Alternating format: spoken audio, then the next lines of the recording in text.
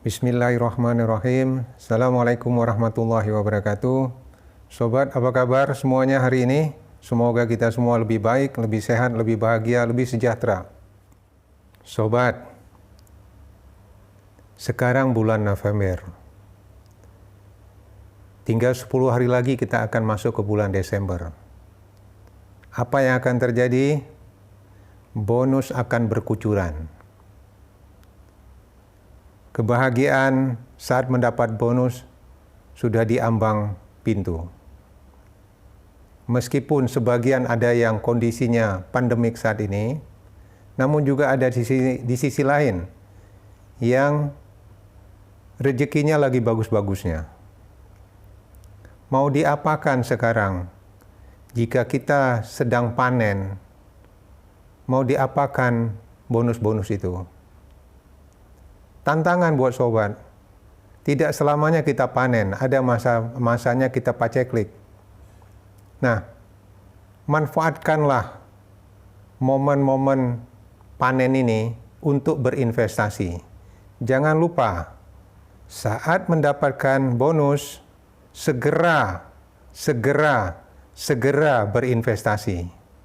Jika terlambat, lupa, habis, menyesal kemudian. Topik kita tentang bagaimana seorang profesional, seorang pedagang bisa membeli atau berinvestasi properti setiap tahun, minimum 1 properti setiap tahun. Sehingga selama masa aktif itu bisa membeli properti setiap tahun 1. Ingin tahu caranya? Baik, kita simak informasi-informasi di dalam slide berikut ini.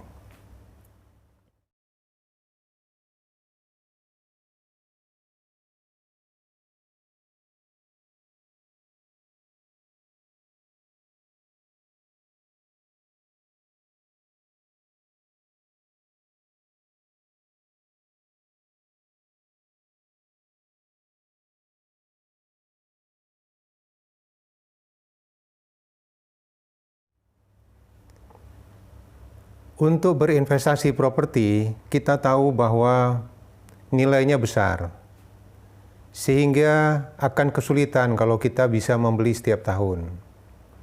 Tapi ada caranya kalau mau, yaitu dengan cara kita berkongsi, berinvestasi bersama-sama. Nah, itu semua ada cara-caranya. Dari mana itu bisa kita lakukan? Berkongsi ini ibarat sapu lidi. Semua kita kenal sapu lidi. Sapu lidi ketika dia tunggal, gampang banget dipatahkan. Tapi begitu menjadi sapu lidi disatukan, diikat, akan sangat sulit dipatahkan dan sangat berguna untuk membersihkan perkarangan. Begitulah kira-kira konsep-konsep kita berkongsi. Memang berkongsi itu ada plus minusnya. Tapi kenapa nggak kita ambil yang plusnya saja? Toh juga banyak orang yang bisa melakukan dengan cara berkongsi. Bagaimana caranya? Sobat ingat, setiap tahun sobat mendapatkan THR. Minimum 1 kali gaji. Mungkin ada yang lebih. Juga ini menjelang akhir tahun, sobat juga akan mendapatkan bonus. Bisa 1 kali gaji, bisa 2 kali, atau lebih. Kenapa tidak dipergunakan rezeki-rezeki tersebut untuk berinvestasi? Ingat, investasi itu tidak kita nikmati sekarang, tapi esok. 3, 5 tahun, 10 tahun ke depan, itu akan sangat bermanfaat bagi kita. Saya sudah sharingkan beberapa rekan-rekan kita, bagaimana seorang profesional bisa berinvestasi sehingga waktu pensiun betul-betul nyaman. Ya, demikian juga ada beberapa pengusaha yang sudah saya interview bagaimana realitasnya mereka. Mereka juga aman secara tabungannya di masa depan. Nah, inilah yang perlu kita contoh. Bagaimana caranya? Caranya adalah berkongsi dalam satu kelompok untuk membeli suatu aset properti dengan pola KPR tentunya. Ya, jadi di dalam kelompok kita itu kita akan mengajukan KPR baik kepada kelompok investor atau melalui koperasi atau melalui perbankan. Apa yang harus kita lakukan? Ya, pengajuannya normal, ikutin syarat-syaratnya. Tapi kalau ke perbankan, yang maju tidak bisa rame-rame, yang maju harus atas nama. Atas nama. Nah, itu nanti secara teknis bisa kita bicarakan. Yang penting prinsipnya, bagaimana kita mampu membeli properti, setiap tahun kita mampu berinvestasi. Walaupun nilainya, bobotnya mungkin hanya 10%, 5% atau 15%. Tapi setiap tahun kita akumulasi terus. Sehingga selama kita produktif, itu akan cukup untuk menghadapi masa pensiun kita nanti. Kita berkelompok agar mampu, maka kita harus berkongsi minimum 6 orang. Idealnya 12 orang. Nah, kalau mau lebih 24 orang juga bisa. Kenapa harus di angka 6, 12 atau 24? Agar idealnya 12 orang itu setiap orang mampu menyetor angsuran 1 kali per tahun per orang. Dari mana sumbernya? Ya dari bonus tadi, dari THR tadi. Itulah yang bisa dilakukan sehingga kalau kita ber-12 orang, setiap orang hanya ada jatah 1 kali store dalam 1 tahun. Nah, sumber modalnya diperoleh dari THR. Ambillah 30% dari nilai THR itu atau 30% dari bonus untuk setoran KPR itu. Sehingga tahun depan bisa diulangi dengan hal yang sama di lokasi yang lain. Nah, kalau ini terus bergulir, apa yang terjadi? Begitu Anda menghadapi masa PHK, menghadapi masa pensiun, atau sudah tidak aktif lagi, aset itulah yang akan Anda gunakan untuk modal Anda berbisnis yang akan di masa yang akan datang. Bisa dibalik di masa yang akan datang. Andalah jangan dijual putus.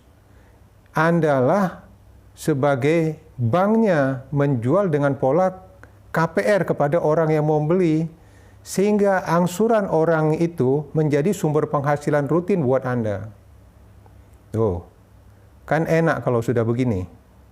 Ya, memang di masa kita produktif, kita agak sedikit mengencangkan ikat pinggang, tapi begitu kita sudah tidak aktif, kita mulai nyaman dengan sumber penghasilan. Karena tidak wajar suatu sumber penghasilan, cobalah yang banyak terjadi sekarang. Selama kita aktif, kita katakanlah income kita 10 juta sebulan.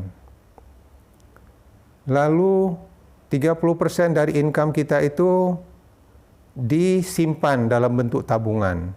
Diharapkan 30% akan bisa menghidupkan kita nanti setelah pensiun. Sekarang aja 10 juta kita kurang. Bagaimana 20-30 tahun ke depan, kalau kita cuma dicadangkan 3 juta sebulan, apa ya bisa cukup? Nah, caranya supaya bisa cukup, ikutinlah pola program berinvestasi yang saya ceritakan tadi. Di awal, di masa produktif kita berinvestasi di properti dengan pola kita mengajukan pinjaman KPR kepada suatu lembaga. Nanti setelah kita pensiun, dibalik, kita jual properti itu dengan pola kitalah yang memberi KPR kepada orang yang membeli. Sehingga sumber penghasilan kita akan rutin terus.